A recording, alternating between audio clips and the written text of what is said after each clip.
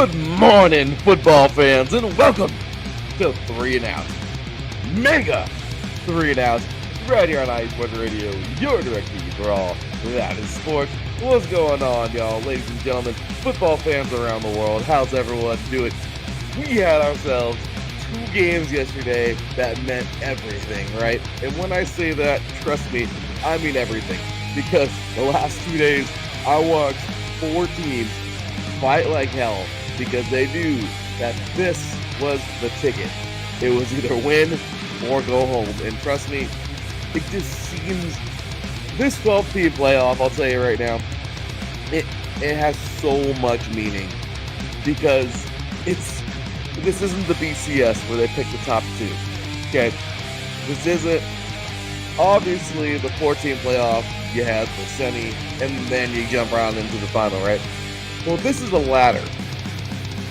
To me, this one has a lot more of the March Madness feel, okay? Where you get all the way there. And that Final Four, even though this isn't 64 teams in a basketball tournament, okay, and 5 games to win it all, it feels like these teams have been through hell to get there, okay? And honestly, they kind of have. I mean, they're playing, 16 games in the season if they get that far? I mean, that's incredible, right? So, if you think about it, guys, that semifinal, both of them, they had that feel, and boy, we loved it. It was, both of them were awesome games. We're going to be getting into both of them coming up today, talking about the Orange Bowl and the Cotton Bowl, and our national championship is all set. Also, Wild Card Weekend starts today, you guys. This is it. We are ready to rock and roll. Coming up in just a few hours, actually. Wild Card Game 1, Monday night. It all concludes, and we'll be on the divisional round. We got ourselves some fun stuff coming up, y'all. I'll tell you, today's show, believe it or not, may actually be a little short, but it's all good because we're here, we're ready, and we are bringing you football. Ladies and gentlemen, you are now tuned in live to 3 and Out. Mega 3 and Out.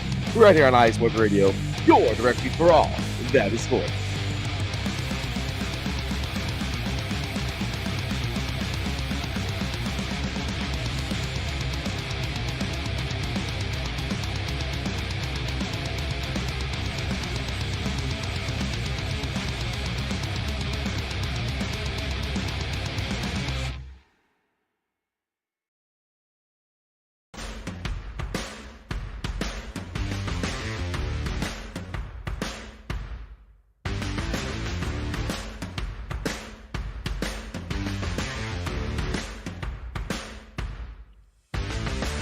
Hi, eSports Radio fans.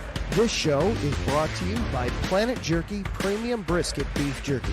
Planet Jerky is the official jerky of the 2022 California League champion Lake Elsinore Storm, single-A affiliate of the San Diego Padres.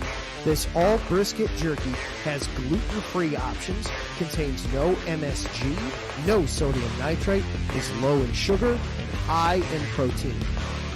Go to their website at planetjerky.net and follow them on Instagram at Planet Jerky. Planet Jerky, the jerky that's on a whole other planet.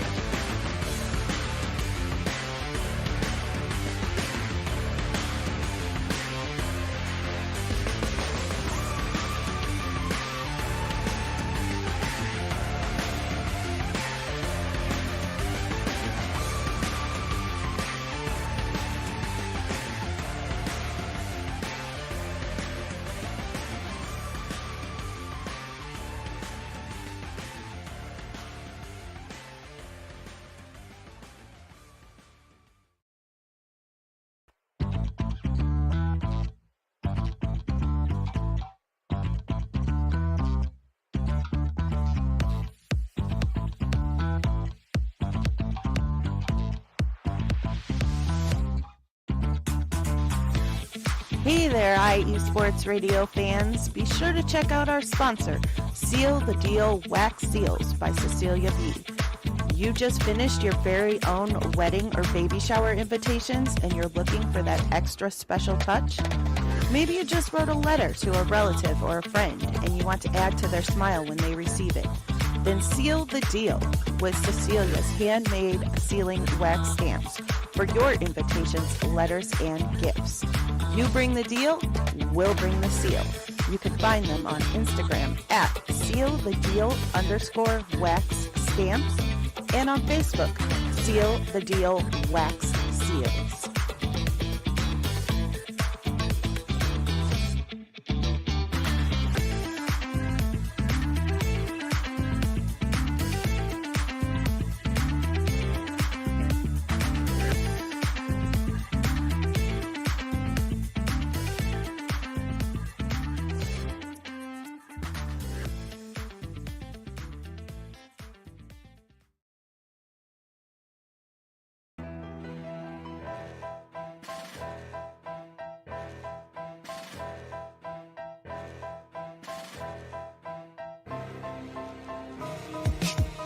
For the last 10 years, IE Sports Radio has been bringing you amazing content ranging from interviewing legendary athletes, coaches, and other authorized media personnel to building tailor-made shows dedicated to all major sports cities around the country.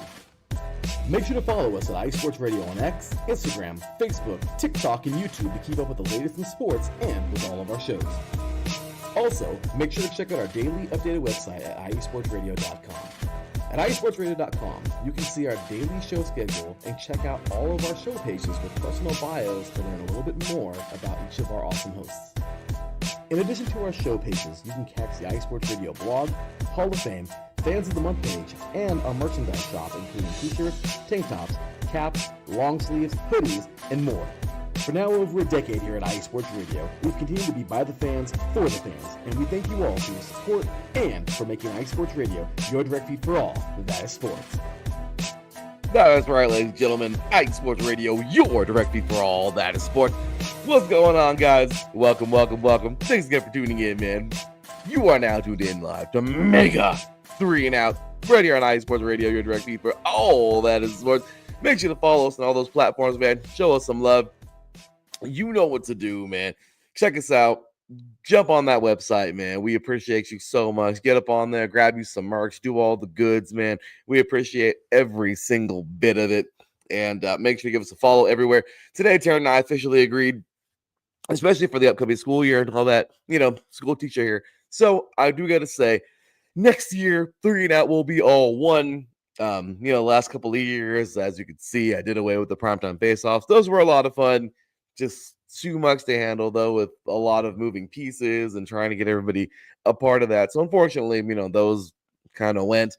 And then on top of that, like this past year, it was so hard getting to do the show. Sometimes I was doing it early in the morning, obviously the recap and then the preview for the next week. So Teran and I figured, you know what, this coming year, we're always faithful here on Saturday mornings. So we're going to do Saturday mornings and just bring the NFL along for the ride.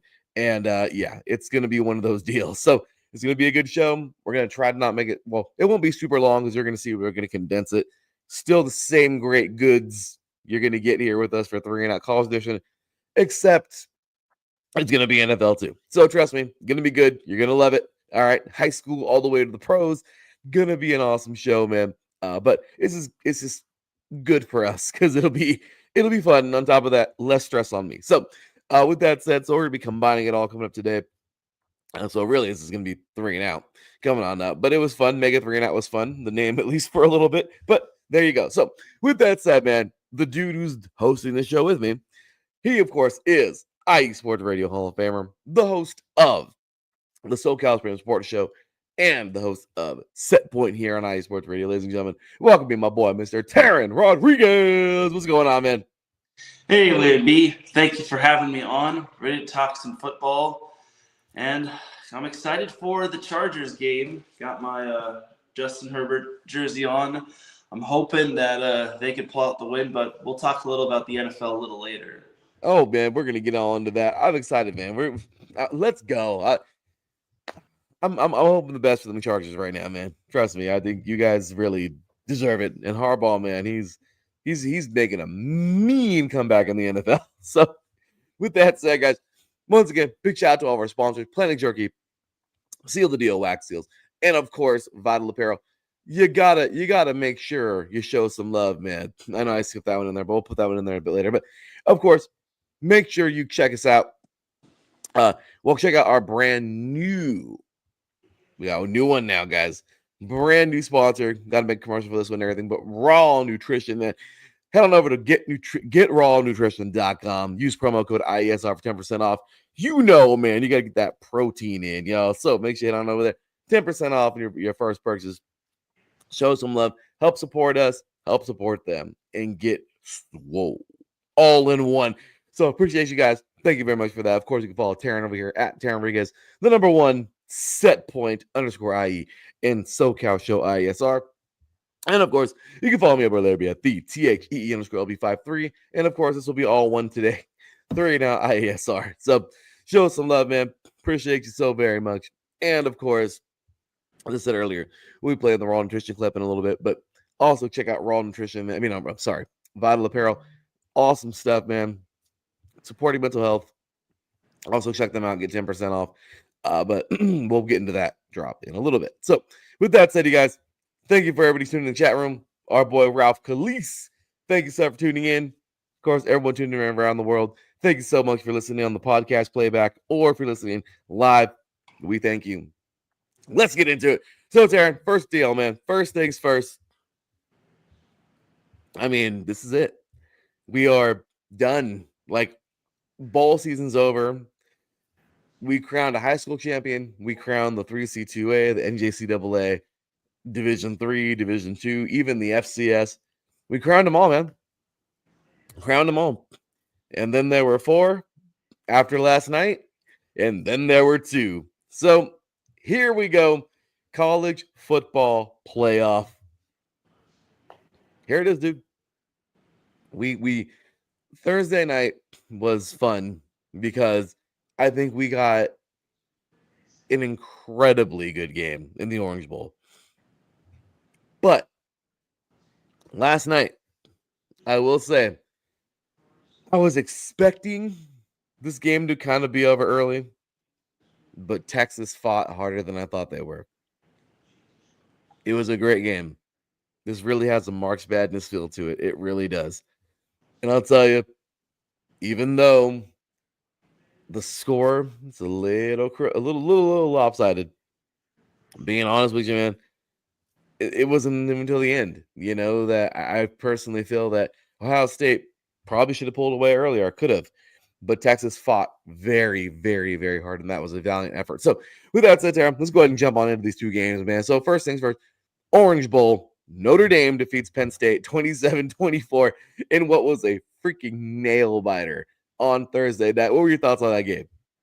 Yeah, it was one of those amazing games where this is what should have been probably the entire college football playoff, where we had these big expectation matches. And I'm just going to say Penn State really got off to a good start. They went up 10-0.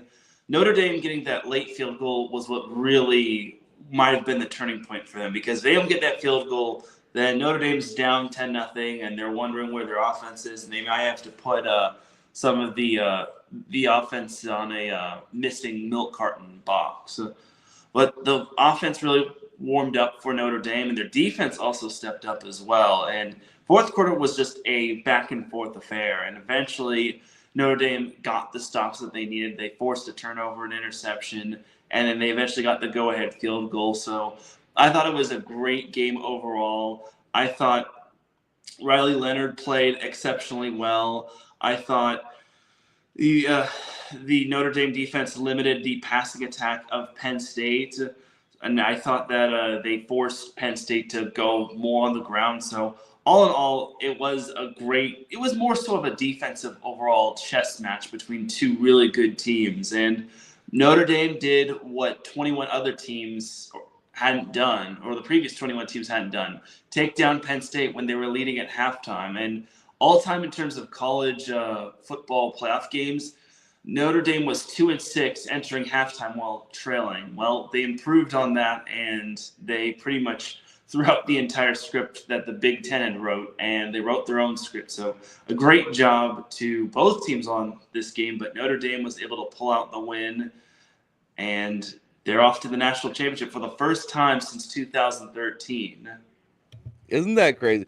And remember what happened in that game, Darren. Remember, they played Alabama and got freaking smashed. All right, like it wasn't even. It was like, my gosh, I think we haven't had. Oh yeah, we did. We TCU Georgia was absolutely disgusting a couple of years ago. That was horrible. Remember, poor TCU got freaking stomped.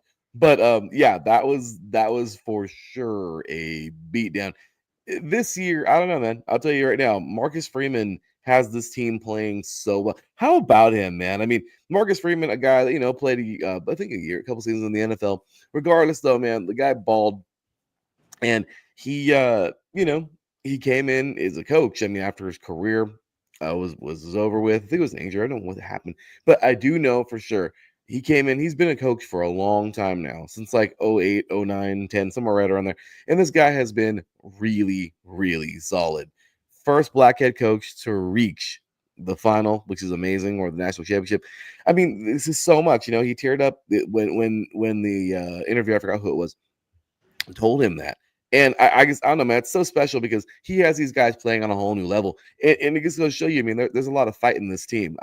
I love what Penn State, I love how hard they fought, but it's crazy, man. Notre Dame seemed to have an extra gear in there. But yeah, man, before we get to talk about Penn State, man, I mean, what do you think about Marcus Freeman is really getting it done, man? Yeah, and he just got another Coach of the Year award, which I thought was pretty cool. I think it was the main Coach of the Year award. I think like the college football committee like votes on. He previously got the AP Coach of the Year. Now he got the main Coach of the Year. And the true loser when it comes to all this, because Penn State, I know the final score reflects that Penn State lost, but Penn State played one heck of a game, and honestly, they deserve a lot of credit for being here. And I don't think hardly anyone thought they would get all this way. I mean, maybe some did, just because Boise State was kind of that team that just did not have that extra gear. And then SMU just went out with a whimper instead of a bang. But honestly, Penn State was a few mistakes away from actually winning this game. And they had this game kind of locked up for the most part. They should have won, but maybe could have won by like double digits, but shoulda, woulda, coulda. And Notre Dame, they're just rolling after that loss to NIU. And I hate to really say this, but the real loser when it comes to this was Brian Kelly. And I hate to have to bag on him again, but he did say that he left at Notre Dame because he wanted to win a national championship with national championship caliber players and whatnot. How'd that work out for you, Brian Kelly? Marcus Freeman's now in the national championship, and LSU is in a quagmire full of really good teams in the SEC. Sorry, bro. I mean, and look where Kelly is now, not winning. You know what I mean? So, sorry, man. Like, that was kind of annoying that he would say that and leave. And oh yeah, and then Ralph has to add the backup, quarterback Angeli. Yeah, was a big part of that field goal before. Absolutely, man. I mean, really, that was big. This was huge, man. Penn State. I mean, if you look at how good this team is put together, look, Coach Franklin has done a great job. As of right now, he's going to be looked at as a coach who can't win the big one. I mean, really, that's going to be it, unfortunately. But he was able to get this team there. Now, with as good as Penn State was, the effort still fell short because Notre Dame really got down. So, what do you think, Teran? I mean, you think Franklin, of course, his job security is stronger than strong, and Penn State will continue to be Penn State, and we'll probably see them next year? Or do you think for the first time in a very long time, Penn State's like, maybe we better look somewhere else? What do you think? I mean, when it comes to James Franklin, I feel his job security is pretty fastened. I feel that I don't think he's going anywhere until Penn State has a dreadful season or something like arises from out of the water. I don't think James Franklin's going to go anywhere. And honestly, Penn State deserves a lot of credit. They made it to the Big Ten championship game. They made it to the national semifinal. Unfortunately, they just had one too many mistakes. And you saw the passing attack. Like, Drew Aller only had 135 passing yards, and he had an interception. So that speaks to high volumes of how Notre Dame was ready for that passing attack and ready to close off Tyler Warren. And the entire offense for Penn State was kind of stagnated, in my opinion, even though Penn State had over 300 total yards and whatnot. So I think for Penn State, it's just a whole back to the drawing board thing. I know Tyler Warren's going to be leaving, and a few of their other top defensive players are going to be heading to the draft as well. So you have to hope that some of these players do return for the future and whatnot, and hope that they don't hit the transfer portal and so on and so forth. No, it's so true.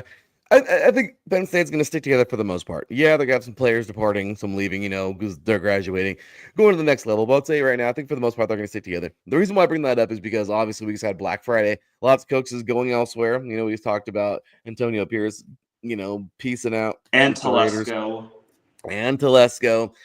Tom Brady came in, and he's him and Davis apparently have been talking, and rough go, man. I liked them both, but like I told you before, that was all you, Davis. That season had nothing to do with Antonio Pierce. All right, you put these guys in a horrible situation, and Davis needs to own that, and hopefully he will.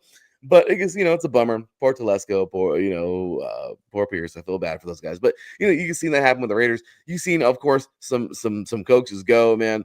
Obviously, you're seeing teams go. Is Salah to the Niners. You're seeing some of these things kind of unfold already. Coaches are going here. So, but in obviously in college football, I feel like it's not as cutthroat. Obviously, you don't win for a couple seasons, yeah, but realistically, Franklin is pretty safe. I mean, he's been there for, my gosh, years now, but he continues to get them there.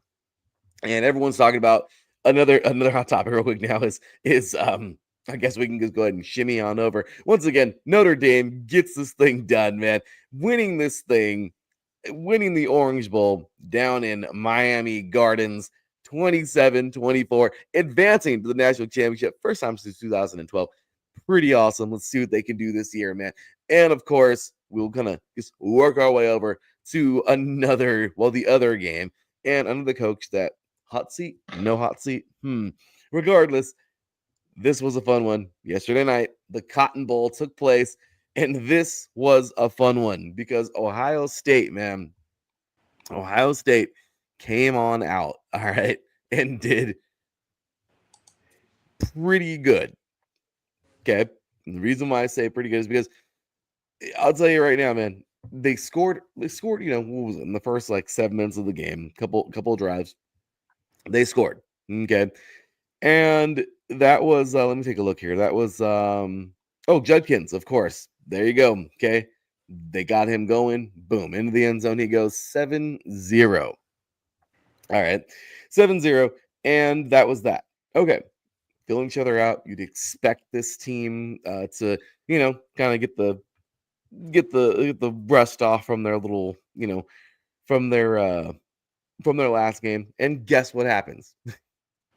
Texas surprised everybody.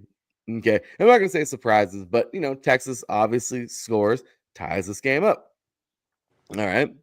We get Irish to blue. Boom. 7-7. First quarter ends. Then, actually, no. Sorry. First quarter ended, but then as time is expiring, okay, we're getting down to 29 seconds later. This was the Irish to blue pass into the end zone. Now it's 7-7. At this point in time, Darren, the whole second quarter has gone by, and you're like, what the hell's going on? The Longhorns are still in this thing, okay, even though a lot of people probably expect the Buckeyes to be up by maybe 2 scores by now. And guess what? Now it's tied. But then, obviously, the Buckeyes show that they're pretty solid, and that they're not going to disappoint. That they are going to still be on top somehow, some way. And look what happens, man. Huge pass. Howard to Henderson. 13 seconds to go. 14-7 at the half. But Darren, it gets crazier because all throughout the third quarter, this was a freaking boxing match, man. They went back and forth. I'd expect Ohio State to come out and score again. Didn't happen. Did not happen. They got shut out in the third quarter. Okay, this was the only quarter they got shut out in. And Texas comes out, scores, all right, in the third, deep in the third. It's 14-14. Oh, my gosh. However, the fourth quarter comes along, 2 touchdowns, 7 minutes, 2 minutes, and there you have it. Okay, there you have it. Ohio State pulls away. They earn the victory, 28-14. But it's crazy, man, because a lot of people thought this game would be over quick, or not as, wouldn't take as long for Ohio State to pull away. So looking back at it, and I want to do a comparison. Looking back at the Orange Bowl, Teran, we had a scoreless first quarter. Okay, we had touchdown to field goal in the beginning and close to the end for Penn State, and then at the half we had 10-3. Okay, because of course there was a field goal there at the end. As time expired, 10-3 Penn State. So looking at these two at the halves, the halves were fun because we're like, oh my gosh, we still have a ball game on both sides. Obviously, third quarter, Notre Dame scores the only touchdown of that quarter, 10-10. And then the fourth quarter is where we start seeing the fireworks, right? So you see Jeremiah Love score, 17-10. Singleton scores, it's 17-17. Singleton scores again, okay, a few minutes later, 24-17. And then Notre Dame just does it, man. We had a Riley Leonard to Greathouse, a 24-24 score. Okay, well, sorry, tied game right there. 4:38, sorry guys, to go in this game. And what happens? It ends with that Mitch Jeter field goal. Okay, with 7 seconds to go in the game from 41 yards. So comparing that, which you didn't really see anything to the second half, really, and really it wasn't even to the fourth quarter. Looking at that one, Teran, comparing that to this game that we saw last night where Ohio State really just, it feels like, I don't know, some people I see on Twitter, oh, they're holding back. No. I think Texas was seriously, I mean, there were so many drives last night where Texas could slam the damn door on the Buckeyes, except for that fourth quarter came, adjustments came, couldn't hold them no more. But you see the same exact kind of deal. The fourth quarter was eventful in the Orange Bowl for both teams. This game in the Cotton Bowl was only eventful for Ohio State. What do you think about that, man? Both games were still good by the half. Third quarter was the weird one, and the fourth quarter is where all the action happened. I mean, what do you think? Comparison, non-comparison? What do you think about that, man? Yeah, I think the fourth quarter for both of those games was intense just because the season's on the line. The spot in the national championship is also on the line. I thought that it was very entertaining. And for Ohio State, I think their defense, everyone raves about their offense just being so talented, but the defense really came up big when it truly mattered. I thought their defense just played phenomenally in that quarter because sometimes great teams don't always have to be great in a game. They just have to be great when it truly matters. And Jack Sawyer had the deflection on third down on that final Texas drive, or second to last Texas drive. And then he had the fumble return touchdown after forcing the ball out, which I thought was pretty amazing right there. So, and this was a Texas team that, even though they had 283 passing yards, their leading receiver was Jaden Blue, their running back, who only had 59 receiving yards and 2 receiving touchdowns. So I know Matthew Golden was not 100%. He kind of got dinged up, but it just goes to show that Texas really needed a better passing attack, and they also needed to establish the run. Only 46 yards of rushing on the ground. That's not going to really get the job done. I mean, Ohio State was no better, but I feel that Ohio State's offense was a little bit more fluid, and Trayvon Henderson was fantastic, especially with that screen pass catch and run score, which I thought was pretty great on his part. And even the play-by-play guy, Chris Fowler, was like, Henderson has had a lot of house calls, and then right on cue, he beats one and another guy, and he was able to run on into the end zone, which I thought was pretty amazing. But I thought for the fourth quarter, that was the quarter where everyone pretty much needed to come up big. And give Texas credit, they got all the way down to the 1, but Ohio State really read the Texas offense very effectively in terms of that run. And when they went for it on set, it was 2nd and 1,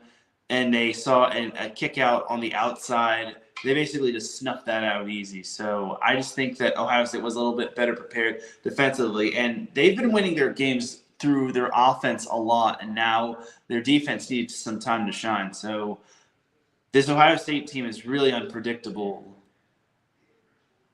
No, they are, man. And I love that. I love the fact that Ohio State, look, man, there was a lot going on in these games. I mean, obviously, that's what I'm saying, man. And I'm glad you agreed because I'm telling you, this had a March Madness feel to it.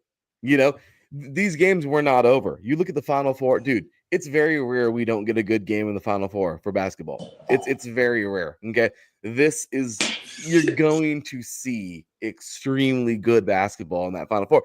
So once again, the comparison is that look, finally we're getting ourselves a good little tournament. Okay, the 12-team tournament, we'll take it. Okay, I think what is it? The NAIA does, I think 16. So does Division 2. Division 3, I think, does it's like 24. You know what I mean? But so I'm saying, like, same thing with FCS. If there's like 16 teams there, regardless, it's nice to have that. And you see, now college football, I feel, owns something like this, and it's awesome. It's not March Madness. It's like December, January Madness. Do you want to call it that? You know what I mean? Basically January Madness. But it's awesome because we get to see it. We get to see now these teams. It's just like, man, the fight is there. The old school BCS, dude. Remember that? I mean, the BCS was just, that was annoying. Oh, well, this is 1 versus 2, and it's like everyone got snubbed. The craziest part about this, Teran, is the craziest part is I like this playoff because the fact that look who's in this thing, man. Look who it is. We have a number 8 seed versus a number 7 seed. Teran, if this was the BCS era, we would have had already. It would have been played on Monday, I think. We would have been wrapping up college football season already, and it would have been Oregon versus Georgia because that was number 1 versus 2. And Teran, if you think about it, they both had buys in the first round, and Oregon, they got freaking smacked in the Rose Bowl by the number 8 seed. Okay. And then Georgia, they got handled. All right. They didn't get smacked like Oregon, I feel, but they got handled. Okay. By Georgia. So, I mean, by Notre Dame. So it's kind of funny. That's a 7 seed. And so in the freaking Final Four, in the semifinal, you had a 5 seed in Texas playing an 8 seed in Oregon. And then you had a 6 seed in Penn State playing a 7 seed in Notre Dame. So the craziest part about this, Teran, is the fact that this is what we've been waiting for. These are 2 teams. I mean, come on, man. The 7 and 8, they would have been playing in one of the bigger games, but that would have been like the Cotton Bowl, right? Or that would have been like the Sugar Bowl, or what would we say? That's Big Ten, SEC. So yeah, sugar, right? That would have been like the Sugar Bowl, I think. And there you go. That's it. We would have had one game. It would have been like, oh, cool. But it wouldn't have been the big one, playing for the national championship. So I think we got it right now because that's a huge thing. The playoffs obviously show that the top 10 or the top 12 teams can go at it, and any of those 12 teams can win. So it's nice because we have 2 teams that would have never made it here 20 years ago. And even in the 14 playoff, Teran, they wouldn't have got in. They wouldn't have got in. It would have been the top 4. And that would have been Oregon, Georgia, okay, and it's fun to play with this now, Boise State, and Arizona State. It would have been Arizona State versus Oregon. And Teran, let's be real. I don't know. That's an old school Pac-12 rivalry right there. But do you think Oregon would have beaten Arizona State, or what do you think? Probably. I definitely think Oregon would have won, unless Arizona State was more healthy. But I think Oregon would have had a lot more going their way. I think when it came to facing Ohio State, I think Ohio State had that familiarity and they knew what to expect with Oregon. Arizona State would not have expected anything from Oregon since they didn't play in this season. So I think for Oregon, they maybe would have had a better chance if they were in a 14 playoff. But, this is why the format got changed. This is why it got changed to a 12-team format, which I would maybe prefer 8 teams. But, I mean, it's kind of like the teams in the MLB that get the top seed, they have a bye, but in reality, they're getting rusty where they're not playing, and then it eventually comes back to haunt them. So I think that could be something that the committee takes into consideration, maybe just eliminates the first round buys. So again, it's still a work in progress. We're not going to like nitpick it all that much just because maybe they'll keep it at 12, maybe they'll cut it down to 8. I think 8, in my opinion, is better. So no first round buys and none of that stuff. Well, I'll tell you right now, Teran, this was okay. So yeah, I get you, but I also had heard this year from one of the analysts. I forgot where I was listening, but obviously we had the debacle where everyone's complaining because the first round was horrible and whatever. But Teran, what if we just simply, when we get those top 12 teams, what if we just simply reseeded those teams? That would actually be a pretty good idea. Because then, Teran, we're looking at okay. So then we're looking at what? I mean, if you look at it now, those 12 teams, okay, so you would have the first round buys, but if you were to reseed it, I'm sure, I mean, obviously you would probably have some of these teams higher, some teams lower, and this could be like the old BCS where we rank them. Obviously you're going to get buys and whatever, and if they do, but who knows? I mean, will they ever go to 16? I don't know. So everyone can play the first round, or will they chop it down to 8? But I don't know. I feel like right now I like it. This is kind of nice. If they just try the reseeding maybe next year, we'll see how it goes. But if not, maybe 8 is a sweet spot, because it's true. It started getting competitive at that round, right? The quarter, semi, and then, but the first round, but regardless, I don't know, maybe they could just reseed, but this was cool. I like it. And once again, I guess it'll show you, I mean, this is so meaningful, especially because you've been playing for so long, you're worn out, you're tired, you're getting some great football out of these guys. And that is huge. So, I mean, that's a big thing, knowing that this game would have never happened years ago. We would have never had this game in the national championship. And here we are now with a 7 seed versus a freaking 8 seed. And that is awesome. So I'm just saying that I love it. I think it's great. This year, there's no way the 2 best teams aren't playing. I thought Oregon would be there. They're not. Georgia obviously had lots of injuries, but they could have totally been there too. So, I mean, I don't know. I really like this. This is really cool. This 4-game, I mean, this 12-team playoff. Let's see how it goes next year. But it's true, Teran. Even if we reseed it and it's still duds in the first round, maybe 8 is a sweet spot. Regardless, though, this is great. I'm happy that we have it, and I'm really glad that this college football playoff has been a lot of fun to watch, man. So here it is, man. This is it. Monday, January 20th. We are here. We are ready for it. 4:30 p.m. Pacific time, 7:30 p.m. Eastern. This is it, dude. Ohio State taking on Notre Dame, the 8th seed Ohio State taking on the 7th seed Notre Dame for all the marbles, man. Coach Dame, everyone can't stand him, right? Because he can't seem to beat Michigan. But he's got this team here.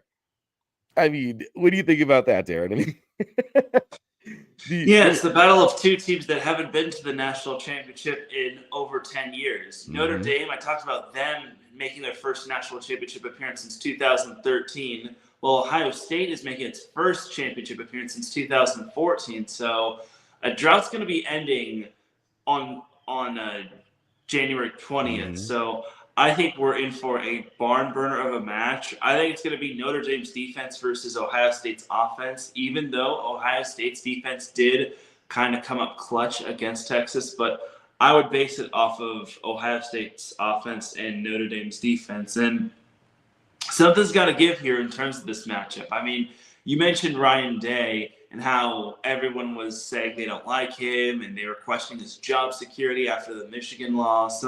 Well, now he's got his team 1 win away from a national championship, which everyone's going to be eating a lot of crow when it comes to that if for some reason Ohio State does pull out the win. But this is pretty exciting. I really like how it's an 8 versus 7 seed. I said that there might not be a Cinderella in college football, but there now is kind of a Cinderella with Notre Dame being back in the big, not the big dance, but the big ball for the first time in over 10 years. Well, Ohio State's kind of on its redemption tour where they took down Oregon after losing to them, and then they're just kicking butt and taking names for the most part, win by double digits in every game. Which is awesome, right? I mean, this is crazy. This is so crazy to see. I love this. So once again, we would have never gotten this matchup. This would have never happened. So let's go, man. I'm excited for it. Let's get it. Of course, next week when we come back, we're going to give our full-on breakdown of this like we've been doing for all the championships. And yeah, we're going to have a lot of fun next weekend talking about this thing and kind of getting it all, getting everything. We might even have a couple guests. I'm just saying, this is going to be a lot of fun in this matchup. We are going to be getting on into this college football playoff national championship. So with that said, Teran, we're going to take ourselves a quick break, man. When we come back, we are jumping on into the NFL. It is NFL wildcard weekend. Teran's a little nervous. Is he? Is he not? Oh, it's going to be good. We don't know, but it's going to be a good deal, y'all. So you are listening to Mega 3 and Out right here on IE Sports Radio, your direct feed for all. That is supposed to be right back talking the NFL after this.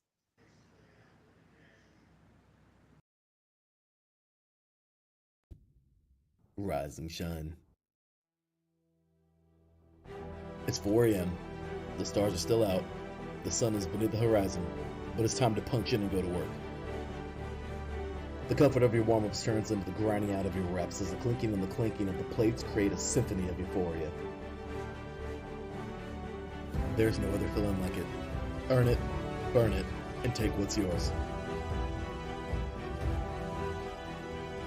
IE Sports Radio has proudly partnered with Vital Apparel, a brand that not only fits great, but also promotes and donates to mental health research.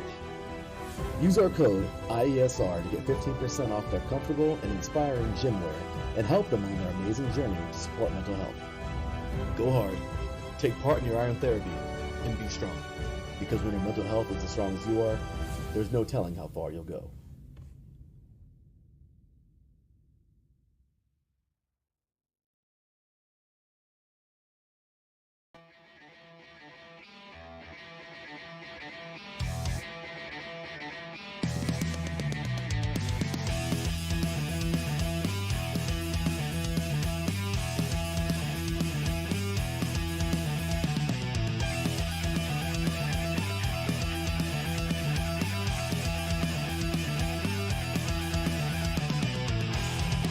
It's IE Sports Radio. It is your direct feed for all that is sports.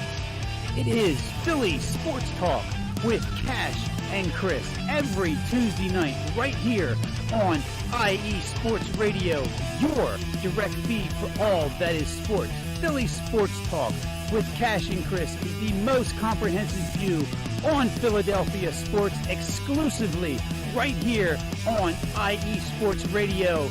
You know what it is, your direct feed for all that is sports. Tuesday night, IE Sports Radio, Philly Sports Talk with Cash and Chris.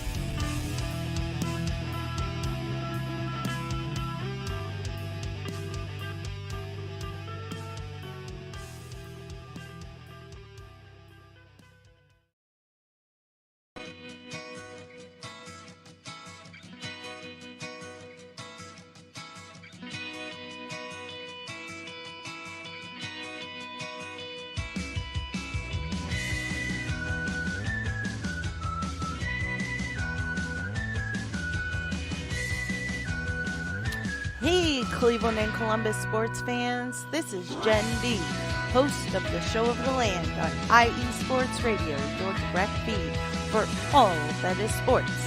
If you love Cleveland and Columbus sports like I do, be sure to tune in live to the Show of the Land on Tuesdays, where we will cover the Cleveland Browns, Cavs, Guardians, and Monsters. We will also talk about the Columbus Blue Jackets, Crew, Fury, and of course, the Ohio State Buckeyes. We'll also cover other colleges in the area like Akron, Kent State, Cleveland State, Mount Union, John Carroll, Baldwin Wallace, Youngstown State, among others.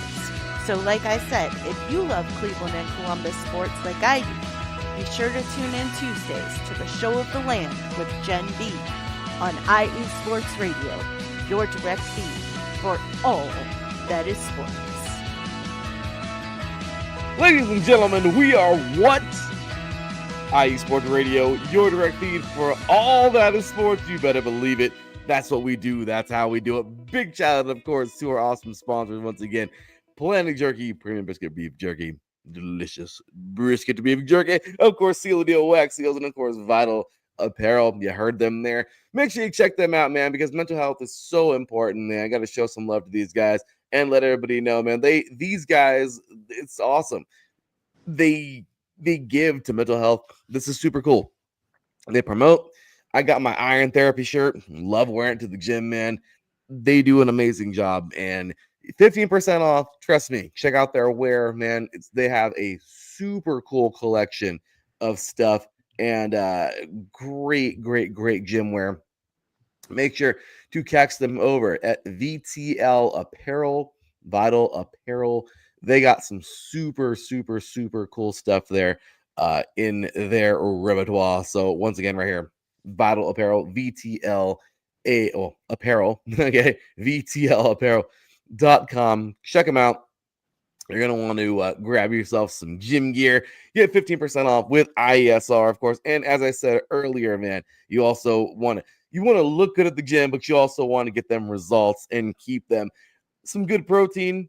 Hey, I'm a protein guy, you know. If you love you some creatine, whatever other supplements you may want to take, Raw Nutrition is where you want to get them, man. Get rawnutrition.com. Use promo code IESR for 10% off.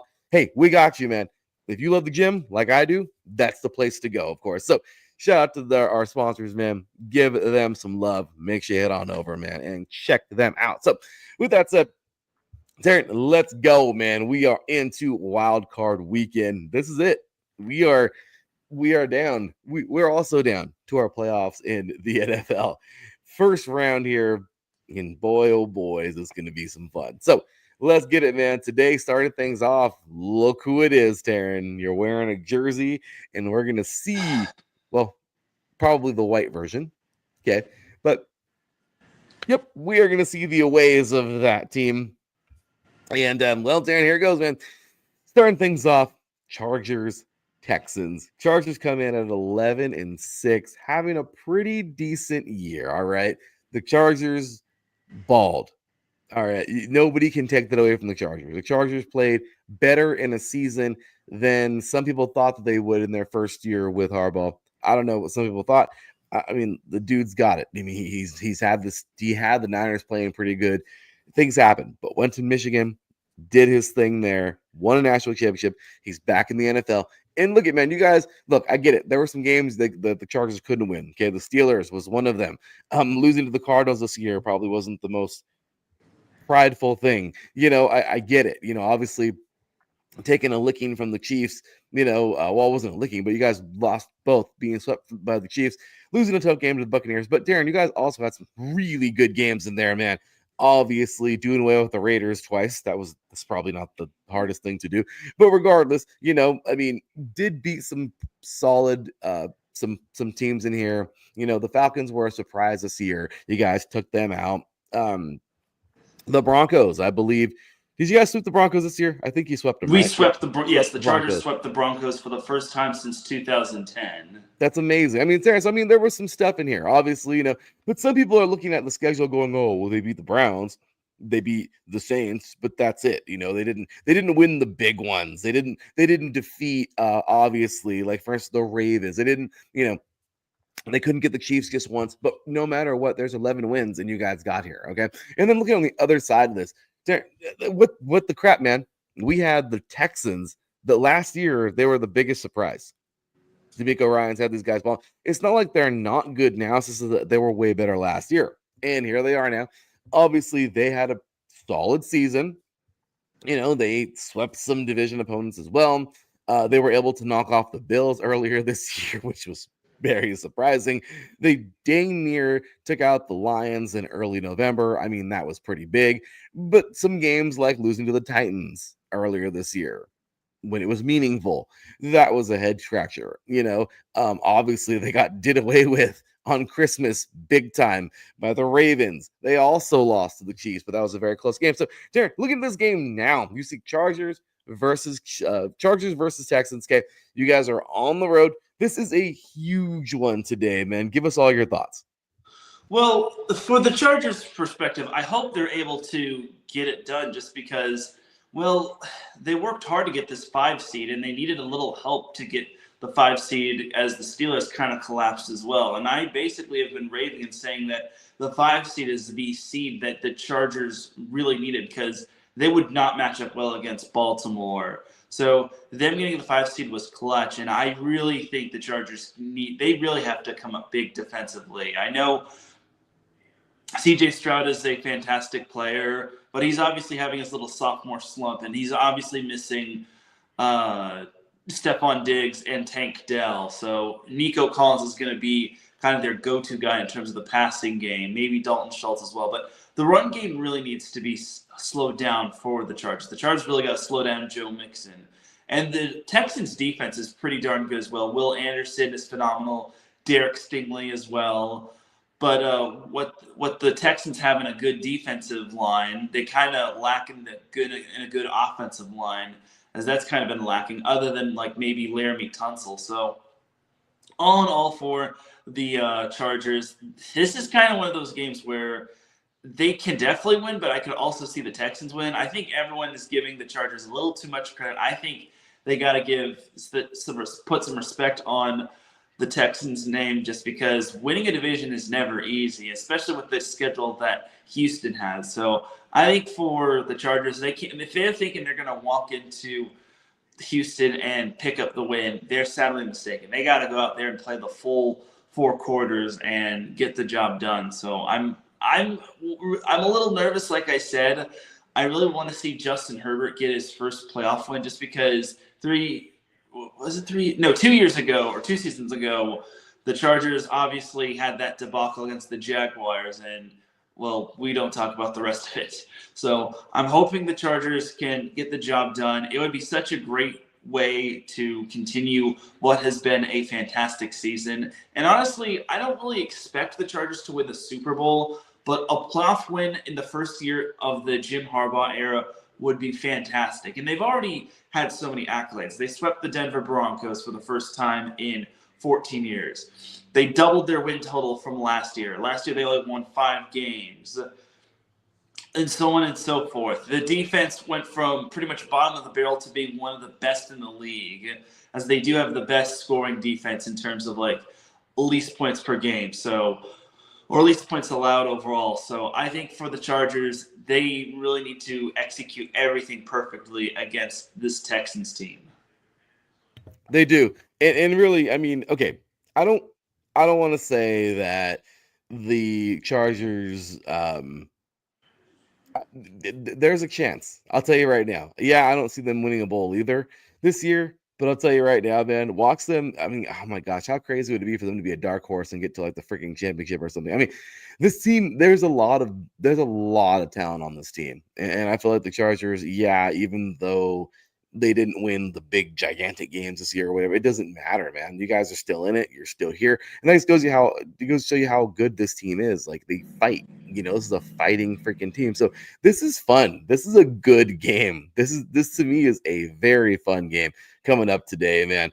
Overall, when it comes down to a winner and loser, I'll be real with you, man. With as weird and as as weird as, like, it's just not. I don't know. They've been very odd this year. They've been very odd. I'm just throwing this out there. I do not trust the Texans right now. You've even heard as much as our boy Trevor Hour, the host of Spaced Out Sports here at High Sports Radio, saying they were frauds at one point, because he's like, no, man, like, no. And honestly, I don't know. I don't want to disagree with him, because I mean, D'Amico Ryans has his team playing great, like I said, but unfortunately this year they just kind of took a step backward. Stroud didn't have the best year. It was just one of those deals. And then looking overall, looking at the injury report right now, okay, obviously Taylor's on the IR, but you have a couple guys. Okay, Apple. Let's see here. Hoku, you guys have Johnson and Dobbs, all questionable. I'm pretty sure they're all going to play, Teran. I'm almost positive they're all going to play. So that means you guys are pretty much healthy. Okay.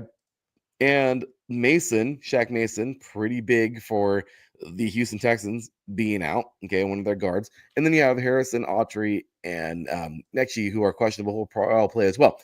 I don't know. I don't feel like injury is going to play the biggest role here. Okay. I just don't see it. Oh, that's right. Kidatariano, I forgot to say his name, but he's also on the IR as well for the Texans. But regardless, Taryn, I don't think injury is going to play a much bigger factor. When you look at it, I just got this feeling, dude. I just feel the Chargers are going to come out on top in this game, man. The Chargers, there's more there. I feel like this team has a lot of quality, versus quantity, if you want to say, versus, the quality of the team is better than the quantity of the wins, if that makes any sense, or the quality of the wins. You know what I mean? Like these guys, they play extremely well. The quantity, yeah, they won 11 games and they didn't win like quote unquote the bigger games on the schedule, but they still got there.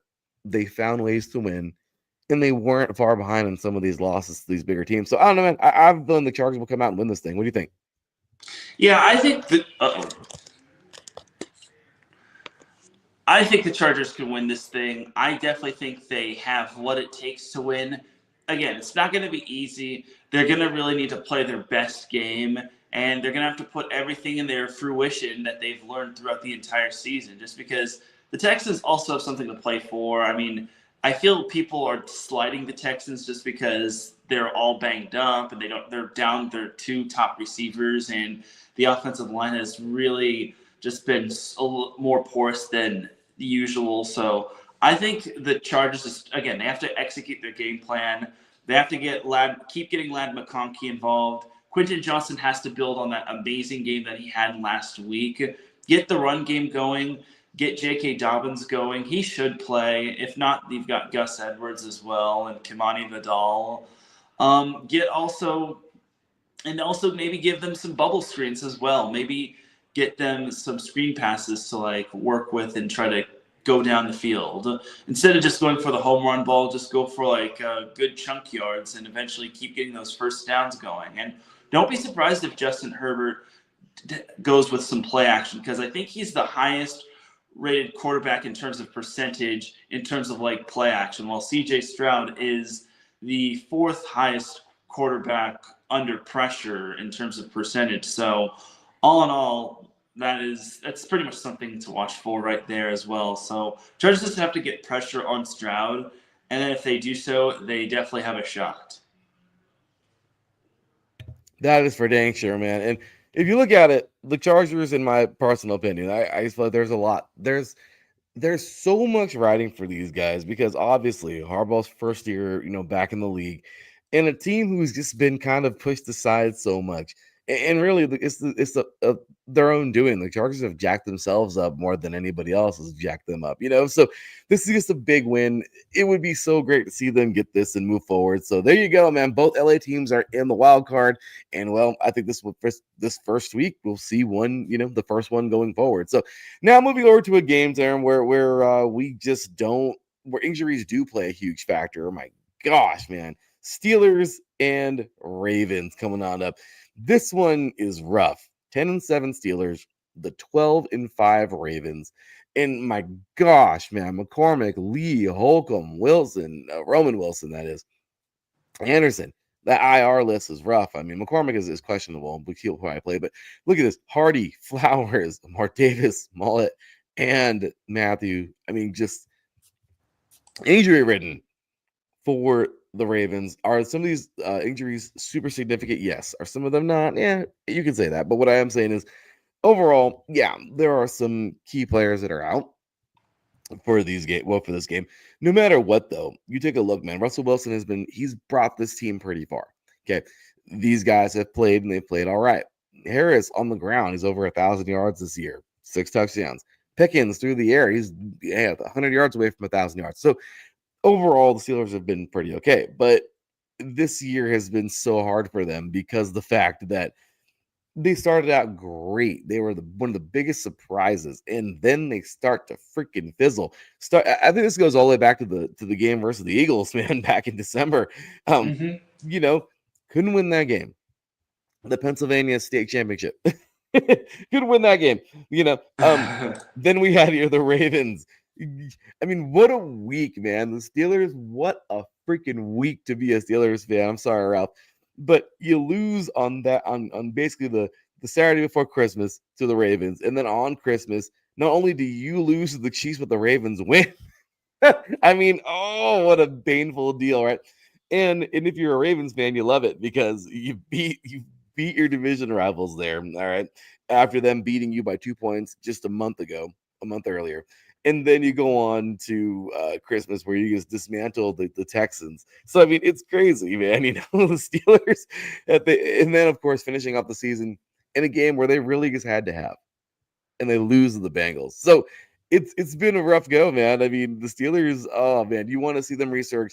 Obviously, like I said, I've been watching I watched Hard Knocks, and I watched the entire thing for the AFC North, sorry. And it was just really good. It was funny because you could see the Browns and the whole like, yeah, we're in the basement kind of thing. You know, you saw the Ravens and the let's go, like we are here. This is ours for the taking. You have the Steelers who are like, what's going on? They're just seeing that like this. It was weird. The Steelers looked really odd in those last few weeks on Hard Knocks, and then of course you see the Bengals that are like, we're playing for everything, even if we're not going to get anything. Like it was crazy, right? But yeah, man, I just don't see the Steelers just really trip me out. Good morning, Jen B. Here we go. She's a part of the AFC North here, a Browns fan, the host of the show of the land here on iSports Radio. And catch her later on today, by the way, covering all things Cleveland, Northern Ohio. Oh, look at this. Jen B says, I'm a Steelers fan today. Oh, boy. Well, there you go. Hey, yeah, I guess for her, it's the lesser of the two evils, right? Because she can't. Yeah, you took the words right out of my mouth. Right. So, then here we go, dude. And obviously, for obvious reasons, Art Modell has something to do with that reason. Anyway, you know, with the good old Browns being the Steelers, and I mean, sorry, the Browns being the Ravens. I'm sorry, Jen. Your team is in the playoffs. I don't know what you're mad about. They're just purple now. Did you? She's like, I'm leaving. Anyway, it's there. So with that said, man, oh no, yeah, Jen, we poked the bear. Jen's not happy right now. Yeah, sorry, Jen. But I will say this. Here we go, dude. I mean, the Steelers literally hashtag here we go. The Steelers just found every way to fall apart in the last couple of weeks, where the Ravens found every way to pick things up and go, man. I mean, obviously they destroyed the Browns the last game because they needed to. They won big on Christmas. They knocked out the Steelers the weekend before. I mean, they ended on a 4-game win streak, man. No, actually, yeah, no, my gosh, no, it wasn't a 4-game. It was like a more of a 1, 2, 3, 4, 5, 6 games. Yeah, 6-game win streak. The last loss was to the Steelers in mid-November. So that is huge, man. I mean, that's huge, right? See, look at that. You gotta love it, right? The influence of all of the football, right? That we talk. She only cheers on Mount Union and Ashland, right? And I get you. Totally get you there, Gen B. So, Darren, what you thinking, dude? I mean, this is a big one. This is the third time they've met, the rubber match, if you will. Who you taking?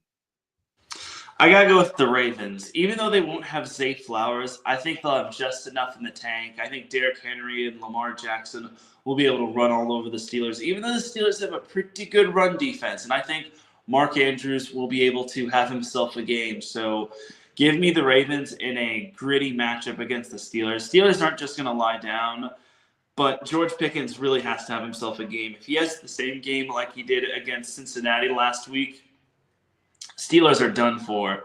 But I think the Ravens just eke this one out. I think it'll be a little closer than expected.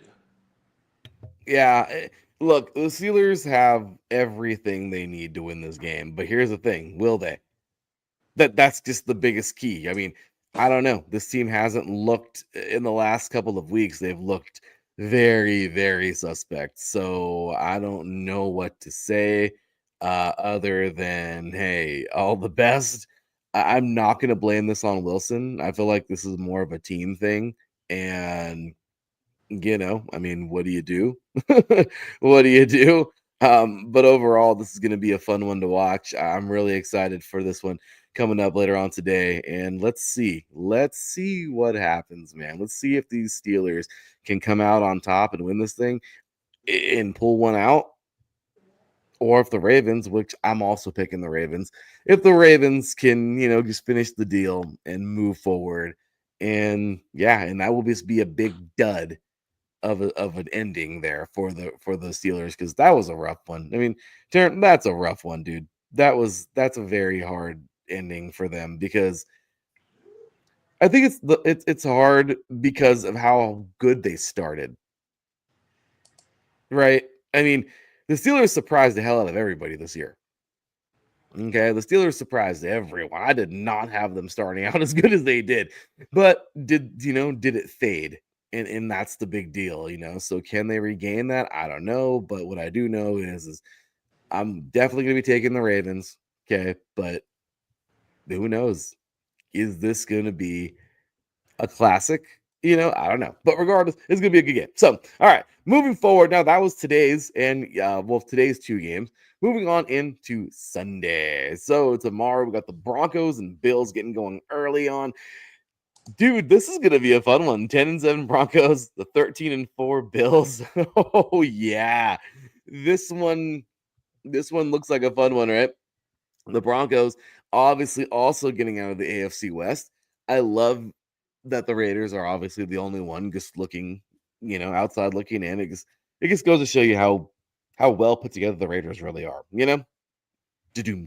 Anyway, so yeah, I feel like this is big, man. But looking at this one, lots of injuries too. Crum is out. Oh my gosh, Batty, Turner, Yell. We have Singleton and Bailey out. The IR list is, it's pretty big for the Broncos. But look at the Bills, same thing, man. I mean, Connington's actually going to be, he's questionable, but look at this. I mean, man, Spector, Clayton, looks at Doyle, Mikel. I mean, these are huge. These are all big.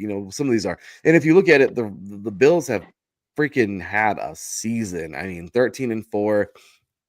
Their only losses coming from the Ravens back in September. You had the next loss to the Rams, which was crazy. That was absolutely crazy how that happened. In December. Okay. Who else did they lose? I mean, they beat the Chiefs Texans. This year. They lost to the Texans. They lost to the Texans this year, which was interesting because I didn't see that one coming. But then again, maybe we did. I mean, I don't know. That was another game. So I mean, you have a team here, a Bills team, who really had a pretty solid year, and of course losing to the Patriots there at the end of the year after they were resting everybody. But no matter what, man, the Bills had a pretty strong season. That last game was just kind of like whatever.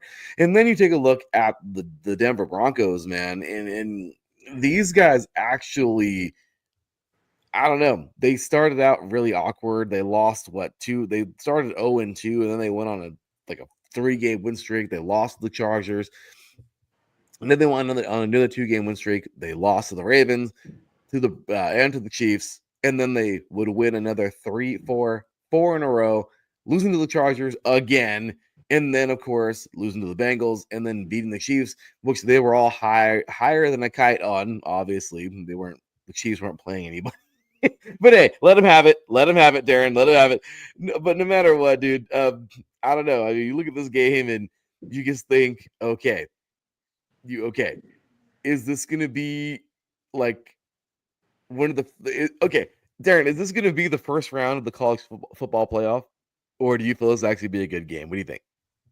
I think this could actually be a good game, but my big problem is for the Broncos, they're playing a Bills team that is undefeated at home. So they have that against them. And as much as I want to see Denver succeed, I just think the Bills are just going to be they've got everything going right for them. And I think this also could be a revenge game for Von Miller, because remember, he was on the Broncos team, which wound up winning the Super Bowl back in Peyton Manning's last year. So I think the Bills are going to win this one. I hope this can be a good game. I hope the Broncos can give the Bills all that they can handle. But I just think Buffalo's just going to be too much for them. Yeah, I agree. As much as I would like to build this up to be a bigger game or a better game, yeah, there's no way. I like the Broncos coming out this year and really turning things around. Sean Payton's done some big things over there, but overall, man, the Bills are they're just too good of a story right now. The Bills are, I mean, they've been, that heartbreak of the last couple of years. Obviously, everyone's going to point to the Four Falls of Niagara, or the Four Falls of Buffalo. Sorry, the Four Falls of Buffalo. But I'll tell you, when it comes down to it, dude, this is just big. This is so big in so many ways for these guys, and I find myself cheering for them. I still picked them this year to go to the bowl. I still got the Lions going. That's my fantasy Super Bowl right there. Is it going to happen? I don't know, but I will say this is going to be a lot of fun. So yeah, I would love to say, I would love to say this is going to be a good one, but I'm feeling Penn State SMU vibes. What do you? Yeah, I think Right? so too. I just think that Buffalo, again, if it were in Denver, maybe I'd give Denver a better chance. But Buffalo is just undefeated at home, and I just feel that the they got a old rookie quarterback, who I think is kind of going to crumble under the pressure at Buffalo. So, and it's his first playoff game, so we can't expect too much and No. whatnot. So, and this is a Bills team that was projected to not even make the playoffs because they lost Stephon Diggs and then lost a bunch of other players to free agency due to the salary cap that they were dealing with. So I think Yeah. this whole Buffalo team has shattered expectations. Exactly. And when you look at it, I can see nothing but success for the Bills in this one. So let's see how it goes, man. But it's should be a goodie. So all right, man. Moving forward, though, we have another one. Now, this one should be a good one.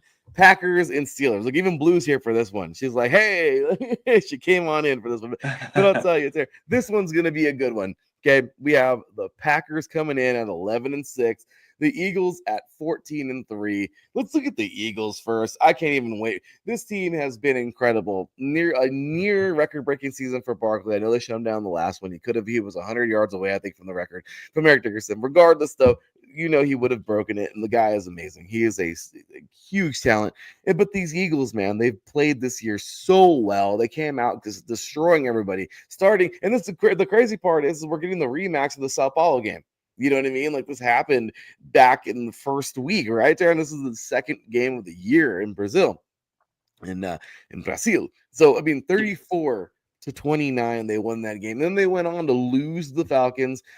I mean, it's weird. They had the weirdest start. Defeating the Saints, losing to the Buccaneers, defeating the Browns. And then they went on one, defeating the Browns, Giants, Bengals, Jags, Cowboys, Commanders, Rams, Ravens, Panthers, Steelers. That's incredible, Taryn. They won the last. Wow, that's crazy. So their last loss, I guess, if you want to, in this streak, on September 29th, and they didn't lose another game until, my gosh, that's crazy. They didn't lose another game until December 22nd. The Eagles went on a mean streak, dude. I mean, this game, losing the Commanders was a crazy game. The Commanders had to have it, and they got it. But it's crazy to think that the Eagles really balled this year. 3 games, man. That's it. And then you have the Packers on the other side, who didn't have the easiest season. Okay, they had lots of ups and downs, but way more ups, if you will, because they lost the Eagles to start off with. They go on a 2-game win streak, defeating the Colts and Titans. They would fall to the freaking Vikings because they were so close in that game. Field goal game in Lambeau, tough. Regardless, though, they went on to win the next 4 straight: Rams, Cardinals, Texans, and Jaguars. Then they would fall in early November to the Lions. Rough, but they would pick it back up, defeating the Bears, Niners, and the Dolphins. And what happens? They lose again in early December to the Lions. But then they would finish off the season with 2 more wins over the Steelers and Saints, and then fall again to the Vikings, and then lose at the end there within a game that they really needed versus the Bears. So, Darren, if you look at it, I don't know, the Packers, as much as I want to say yeah, Packers, this team is they're here for it. I don't know. I can't. They're battle tested, yes, but versus the Eagles, I just don't know if they're gonna have it. I just don't. I don't know. I don't see it. Looking at the injuries, let's see here. Cox, Williams, Walker, Anderson, and Slayton. Well, actually, sorry. Cox, Williams, and Walker are questionable. Anderson and Slayton. Well, Anderson's out. Questionable for Slayton. But then you look at the Eagles, man. I mean, there's an IR list here, man. Man, that's crazy. Uzma, you have Kobe, Driscoll, Keegan, Young. I mean, this is, there are some injuries there for the Eagles. So do you think that's going to affect them as much? I mean, what do you think about this game? Yeah, I think for Green Bay, they definitely have a shot because if you remember last year, they became the first 7 seed to upend a 2 seed in terms of this new playoff format. Now, it'll be a little tougher just because the Packers, they are kind of licking their wounds. Obviously, playing in Week 18, I think that was a little questionable, but they know that they would be getting the 7 seed instead of the 6 seed because you never know what Washington would have done. But they're facing a very tough Eagles team, and as much as I would like to see the Packers upend the Eagles, I just think the Eagles just have too much firepower. Jalen Hurts will play. If he wasn't going to play, then I think maybe I would lean Packers, but I think Eagles will be able to ground and pound the ball with Saquon Barkley and Jalen Hurts and whatnot. And A.J. Brown's playing as well. And they've also got Devontae Smith and Dallas Goedert. So I think the Eagles should handle the Packers, but don't be surprised if the Packers give them everything that they can handle. Yeah, that's pretty big. That's good takes there. I mean, the Packers will come and fight. Love has been this guy. I'll tell you, I'm happy. I'm happy for him. It worked out again. They had Favre. They sat Rodgers for years, and look what happened. Rodgers came out to be pretty solid. Same thing. Love. They sat him for years behind Rodgers, and it seems like it's working again. I mean, hey, he's coming. He's coming. He's not to that level just yet, the high level. But it is what it is, man. He's getting it. He's figuring things out, and I don't know. I like him. It's happening. So good for him and good for this team. But overall, I just don't feel it's going to be enough. I don't think it's going to be enough. Regardless, I'm sure. In this one, I'm going to go with the Eagles. But still, this is a good game. This should be a fun one for at least a little bit. It should be. Okay, I'm gonna put it like this. This is gonna be the Cotton Bowl. They're gonna fight. There's gonna be a good little fight, but by the fourth quarter, the Eagles, like Ohio State, are gonna pull away. Yeah. I just don't. I don't. If somehow, some way it's different, that's crazy, right? But anyway, so there we go, man. Now let's go ahead and get into the next one: the Commanders and the Buccaneers. Okay, this one is a. I don't know what to say about this one. This one is crazy. The Commanders 12-5 this year. My gosh. Pulling off some of the biggest wins we've seen, especially that one over the Eagles was the one. But of course, they start off the season pretty. They already played this game again as well. First game of the season, they would lose the Buccaneers 37-20. And then we have here like a big win streak, a 4-game win streak. Giants, Bengals, Cardinals, Browns. Oh my gosh, yes. Right? Ravens fans are going, Commanders fans are going off. Then you have the DMV battle here where the Ravens defeated the Commanders 30-23. Ouch, but it's okay because the Commanders got right back on the horse, man. This was huge. Oh.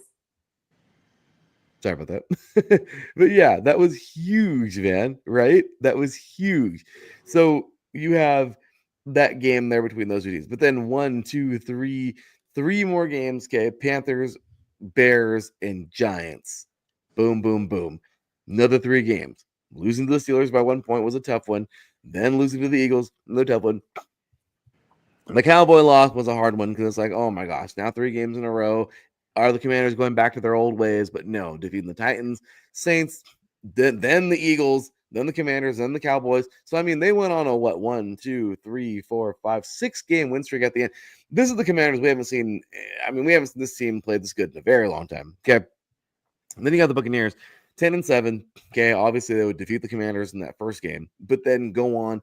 Defeating the Lions was a huge one. Then losing to the Broncos. What the hell? Then defeating the Eagles. Wow. That's flip-flop that, please, because how did that even happen? How do you beat the Eagles? How do you beat the Eagles the week after you lose to the Broncos? Crazy, right? Then beating the Falcons or losing to the Falcons, that was another crazy one. Then, of course, beating the Saints, cool. Losing to the Ravens, losing to the Falcons, losing to the Chiefs, losing to the Niners. There was a point in the season where the Buccaneers just couldn't get out of their own way, man. I mean, it's a 4-game skid right there, especially to the Niners. And then they pick it back up and defeat the Giants, the Panthers, the Raiders. Well, that's not hard to do. The Chargers, and then losing to the Cowboys, but then ending off a two-game win streak, Panthers and Saints at the end there.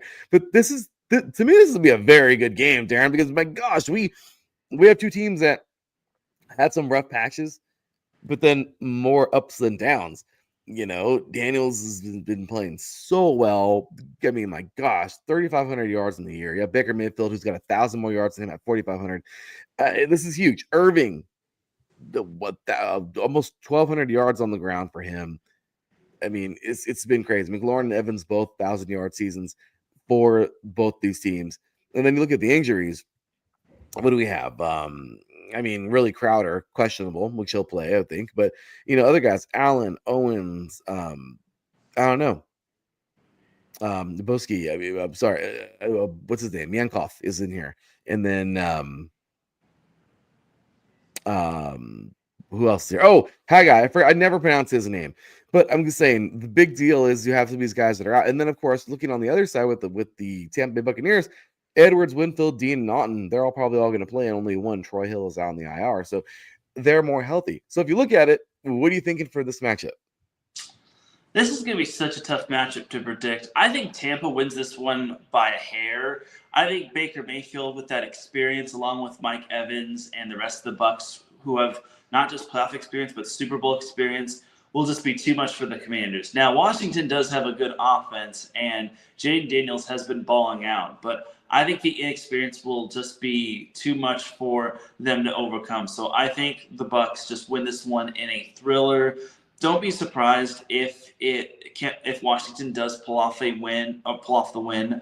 But I think Tampa just comes out on top just because I think the Bucs they needed to work tooth and nail or fight tooth and nail to get to this point. Just because had they lost against the Saints and had the Falcons not whiffed against the Panthers, they wouldn't even be here. So I think Tampa Bay wins this one in a close affair. That's fair. The Buccaneers played so good this year in so many parts and then just didn't. So this one is a hard one. It's very hard for me. I would love to see. I don't know. The Buccaneers have really played well. They really have, Darren. They have. And it's hard for me because I want to pick the hot hand and go, Commanders, let's go. But I just don't see it, dude. I have a feeling playoff Baker Mayfield's going to show up. And they're just going to, right? I mean, they're just going to take control of this game. And as much as I want to see, oh my gosh, that's Baker Mayfield for you. Baker Reagan Mayfield. Yeah, that's right. So I don't know. I mean, and I think Jen knows a couple things about Baker Mayfield as a Browns fan, but I don't know, man. As much as I want to say, as much as I would love to say that the Commanders find a way, and they can. To me, this is the biggest coin flip of the week. I mean, I don't know. We're gonna finish up this next one, but this is a candidate, in my opinion, for like the biggest coin flip game of the week for sure. So let's go ahead and move on to the last one because we started out with the SoCal team and we're going to end off with the SoCal team, of course. We have here the Minnesota Vikings. Oh, there it is, taking on the Los Angeles Rams. That's right. And this is a big one, obviously, for many reasons, because the freaking some a-holes out here lighting fires. Okay. Screw you, asshole. I'm sorry. It's not cool. Okay. In LA, but yeah, man, I look at this and go, wow, that's pretty cool, because apparently the Cardinals have offered their stadium, which is pretty cool. And yeah, nothing's set in stone yet. I haven't seen it yet. Have you heard anything, Teran? What's up? Have you heard anything yet? Is it for sure they're going to move it to Arizona? Yeah. Oh yeah, it is. It's 100% confirmed. So it's confirmed.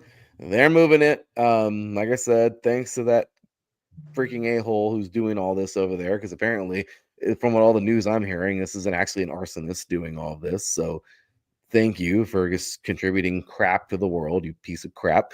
But I will say that uh, that was really cool. That was really cool. You know, for that. I thought that was awesome.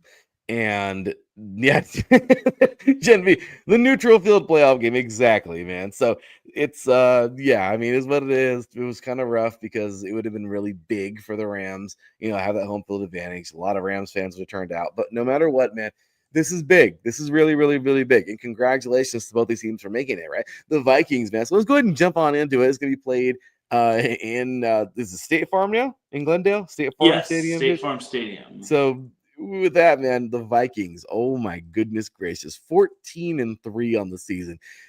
Dude, it's crazy to think they're 14-3 and didn't get the first round bye, right? I mean, it's going to show you how crazy the NFC North was this year.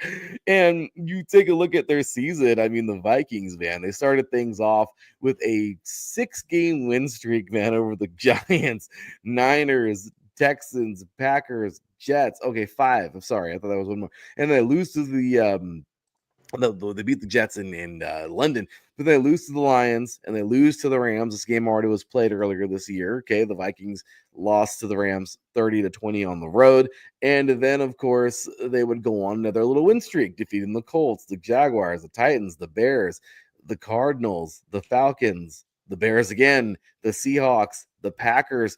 Teran, they won 9 straight, man. Then they lost to the Lions that last game, which was just terrible because that would have been huge for them. That was for the division, that was for the first round bios, for all that good stuff.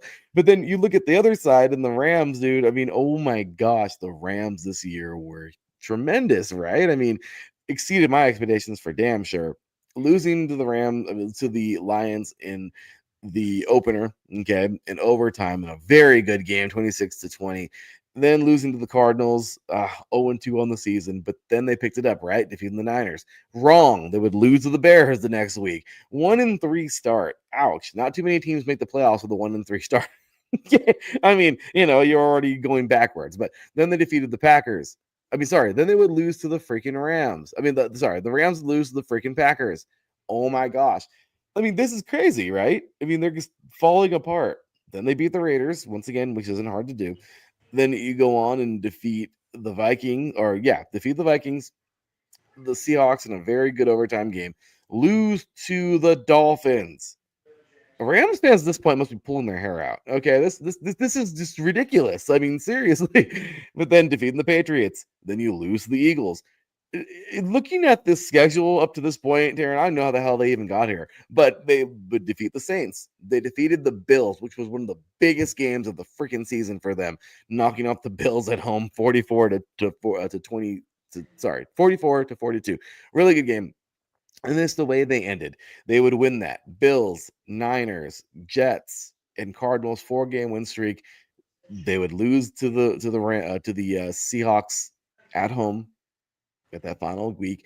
But overall, I mean, you look at it, man, and this was huge, you know. So somehow, some way, the Rams managed to get in, which is crazy because, and it's funny because they were 10-7, but the rest of the division they were just so you know. Seahawks, Arizona, and the Niners 10-7, 8-9, and 6-11. So yeah, they won, they were in. But it goes to show you, man. I mean, the Rams fought to get in, but it's just I don't know. So you look at this, and this also looks like it could be another SMU Penn State deal, but there's something special about the Rams. I don't know what it is, but I feel like they got some dog in them. And in this fight, in this game, we're going to see a strong fight, at least in my opinion. So what do you think about this game?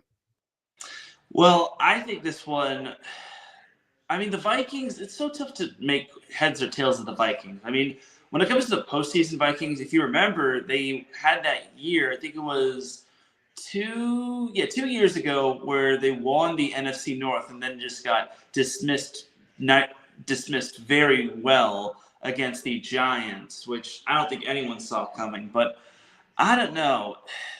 Look, the Rams have definitely been good. I think the Rams definitely have a shot. I think early on they were not healthy. Their offensive line was beaten up. their receivers, Puka Nakua and Cooper Kupp, were both out. It doesn't help that Matthew Stafford was practically had no time to throw in the pocket. So, look, and then the Vikings, they've just been an offensive juggernaut with Sam Darnold. Sam Darnold's been the amazing feel-good story with him reviving his career and whatnot. So I think for the Vikings, this one could definitely go either way. I really think that the Rams can win, but they're going to need to play a very good game. Like, it's tough to beat a team twice in one season, but I think the Rams are definitely capable of doing that.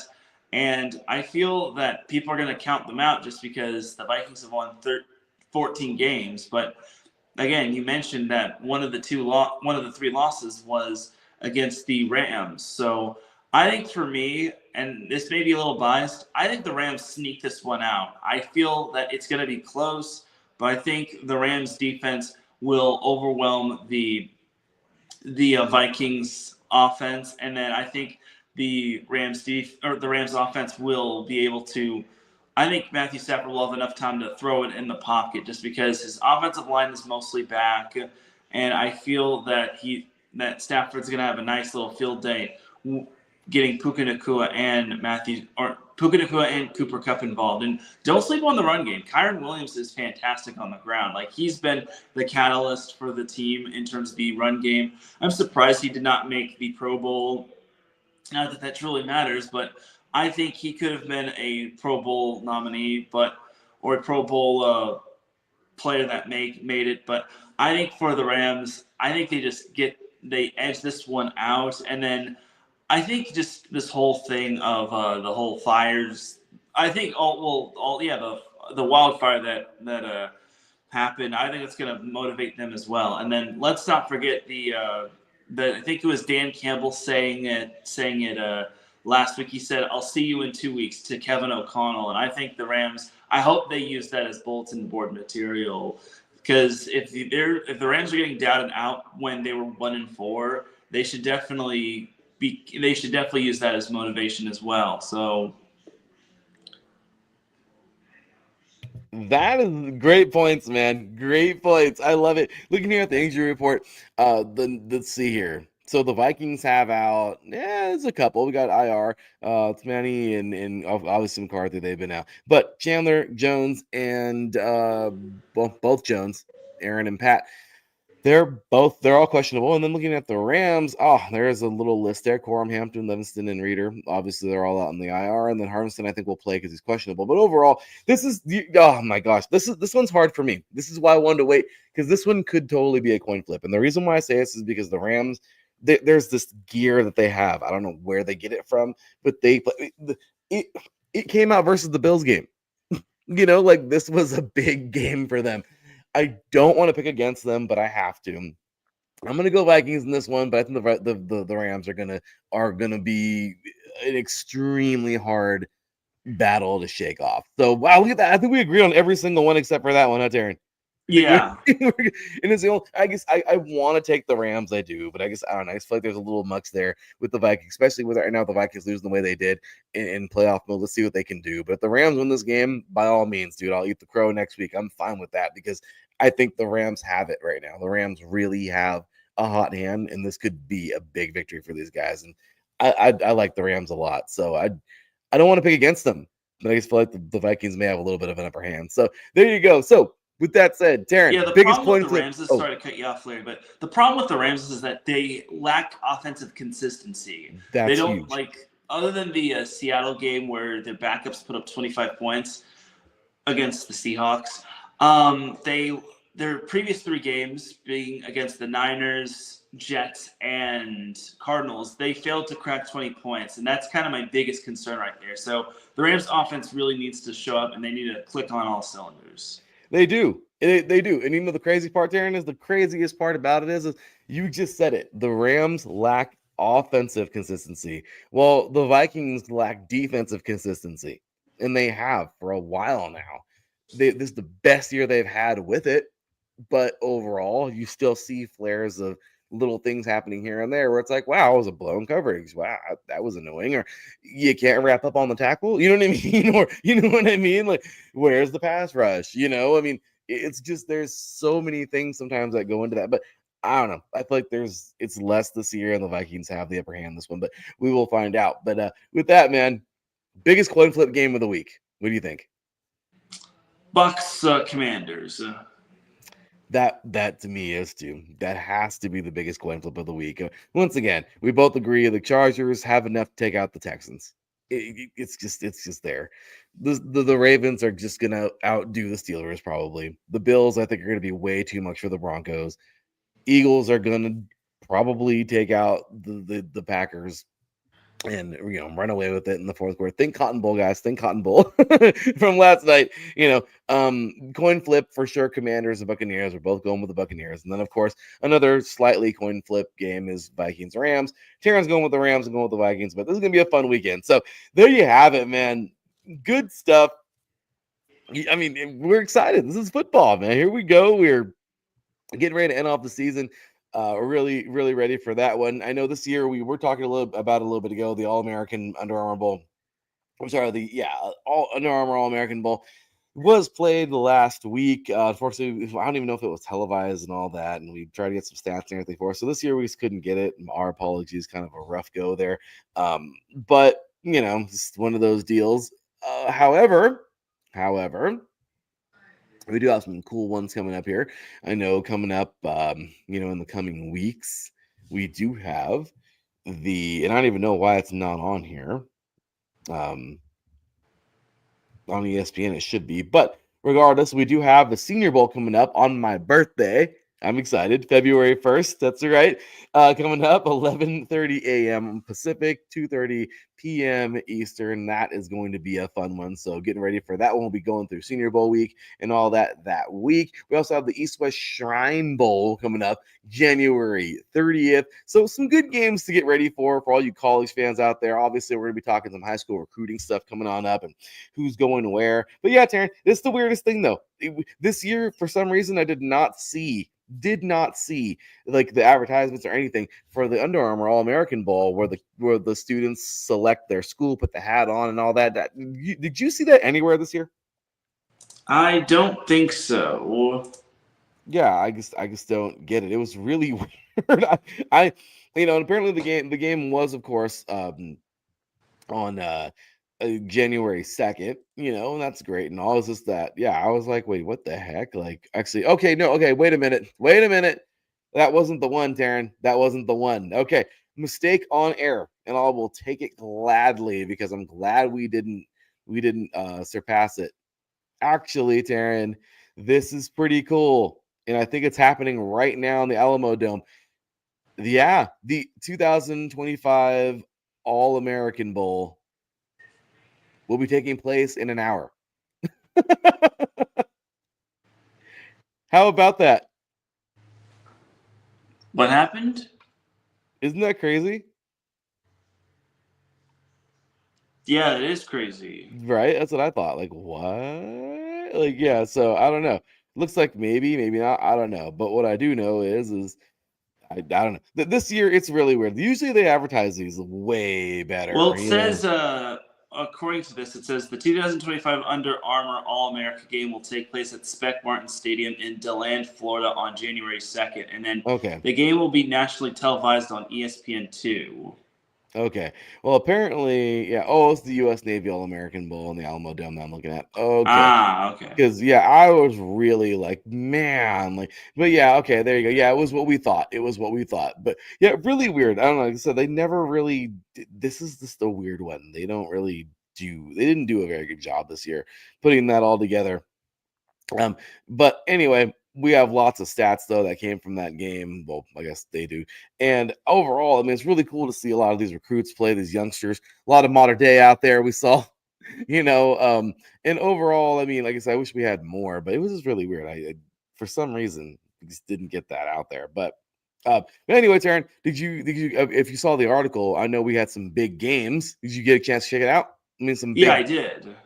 So looks like in this game, looks like we had some players who we were very familiar with. So let's go ahead and close this down real quick. And this was pretty cool, man. Like I said, even though we didn't get a chance to watch it because, I don't know, it just happens, but the Under Armour All-America Bowl is just a fun game because, you get a lot of these guys who are, these guys are just they're coming out, they're ready to roll. These guys are on their way to some big colleges, and looks like Decorian Moore, obviously a wide receiver out of Duncanville, getting this here courtesy of si.com, sportsillustrated.com, but he did an amazing deal, man. Of course, he signed to Oregon, and 84 yards and a touchdown. That's crazy, man. And a punt return he did this year in that game. He had 3 receptions and 53 yards. Pretty dang big. Keelan Russell, quarterback, also out of Duncanville, man. Texas. They didn't win the big one this year. It was kind of rough for them, man. But hey, they were still in it. They got all the way to the semifinals this year. Like I said, nobody was expecting, I don't think, the North Crowley Westlake final, as we were talking about all year. And seeing North Shore and Duncanville both make their exits. But still, man, that was pretty big. But still, I thought that was pretty awesome, seeing these guys still play. Anthony Rogers, running back out of Carver. And, looks like he had a big game. He is headed over to Ohio State. So, Gen B, if you're listening, you're getting a youngster there out of Carver High School, coming out of Alabama. Also, we have here Neem Boros out of Bowles High School in Florida, a wide receiver, having a pretty big year. He was a part of this game, had some good stats there. So, looking at a lot of these players, we look at Malik Washington, also quarterback out of Archbishop Spalding out of Maryland. This dude, man, 28-yard touchdown for him in this game. We talked about Archbishop Spalding. They won their championship back in November in Maryland, winning the Class A. And I thought that was awesome. He got a chance to get out there and ball. And Gen V, I'm listening. Go Bucks. But yeah, man. So, I thought that was pretty awesome seeing these guys get out there. Mission Viejo's own John Lee Jr. got out there, balled out, and looks like he doesn't say where he's headed, but he had himself a big game as well. So yeah, I don't know. What do you think about some of these guys? And if you read up more on this, and who else had some big games and all that? Yeah, Deshaun Lee. Now that you mentioned him, he's heading to Alabama, and he had an interception, and he had some good playmaking abilities from the secondary. So that was some great stuff by him. I kept my eye on him as mainly once he hit the field, and I thought that interception was pretty good. So yeah, Decorian Moore, he was fantastic. He's going to make his first touch was basically an 84-yard. Was basically an 84-yard punt return touchdown, which I thought was pretty awesome. And then Keelan Russell, he was fantastic. Alabama's getting some darn good players, so hopefully that'll patch up the dreadful season that Alabama had this past season. So yeah, and Anthony Rogers, he was fantastic. And then Malik Washington, and even the kicker Scott Starzik. You gotta give some kickers some love. He was able to get some points on the board for his team. So all in all, lots of phenomenal talent that was played, and I think that it was a great event. Whoops, there always is, man. There's some big players that came out of this thing. Like I said, obviously we saw that talent, and Sean Lee, that's crazy, man. Good old Alabama, just stacking them on up, man. I thought that was pretty cool. But that's amazing, seeing all those guys get out there and ball the way they did. Malik Washington, like I said, another player who I think we're gonna really see coming up. He's gonna be doing his thing there. But yeah, seeing some of these players and where they're going, so we're continuing to keep an eye on where they're headed and all that good stuff. Looking here more at some of this roster, man, really crazy. St. Francis Academy. Look at this, Byron Baldwin. Looks like he is. Let's see, where is this guy? Oh no, it doesn't say anything. Darn it. Well, regardless, he played in this game. Once again, we're not getting the commits just yet, seeing where they went. But yeah, we got some of these guys who we talked about all year long, Darren. Some of these guys that made their way. As we talked about, KJ Ford, big defensive lineman coming out of Duncanville. He played in this game as well. Comes up to Marcus Harris. I think you know who that is, Aaron, out of Modern Day. That Oh wide yeah. receiver caught lots of passes. So, he also making his way out. Zealous Hicks out of Carrollton, big time player there, also coming out. Kalanuvalu, I don't want to butcher his name there, but coming out of Bishop Gorman as well. We had Jake Krull coming out of IMG Academy. So really, I mean, just a lot of these big schools, man, that we've seen a lot of these players showcasing their talents. Lots of Duncanville players for sure made their way there. But just overall, even through some of the schools that weren't talked about so much, a player that I think, I don't know where he's headed, but Prince Williams, man, having an amazing season. Defensive end coming out of Bishop Gorman. So we're going to keep our eye on these guys once again, make sure where they're, let you know where they're going and all this good stuff. I mean, the transfer portal is so crazy with players going in and out and all over the place that it just makes, I don't know, if Teran, what do you think? Personally, with the transfer portal being as crazy as it is, I think it makes recruiting even crazier because now if you look at Marshall, they lost their whole damn team basically. So Yep. I mean, the transfer portal is really doing a number, and it goes to show you now recruiting is getting even crazier for these high school kids because now it's like, hey, it's not we would like you to come, it's hey, we need you because we lost like all our running backs. Right, you know what I mean? So it's crazy to think, man. So the demand is going to be higher for these guys. And it's crazy to see them, just get out there and obviously ball. But yeah, what do you think though, man? I mean, this was a pretty good game, but overall, man, I mean, these high schoolers, man, the demand is super high for them. Yeah, I think the transfer portal, it's a powerful tool, and the transfer portal giveth and the transfer portal taketh. I mean, look at USC's team; they're practically depleted as well in terms of their their roster as well. So I think it's going to be some interesting times in the off season for recruits in terms of like its newcomers and in terms of like its returning players. So I think it's going to be fascinating. And then you mentioned Prince Williams. He's actually got some Power 5 offers from Washington, Arizona, Utah, and Iowa State. And he's also got some other offers from Hawaii and UNLV, which if UNLV were to bring him home, that would be huge. And that's what gets me. That's what gets me the most is UNLV needs to really get on it, man. Like Kale talked about it all year long on Sin City Sports. Like you have Bishop Gorman. Yeah, you have schools like Liberty that are there. You have some really good schools. Okay, Coronado, really good schools out in Vegas. And UNLV, seriously, you can't land some home talent.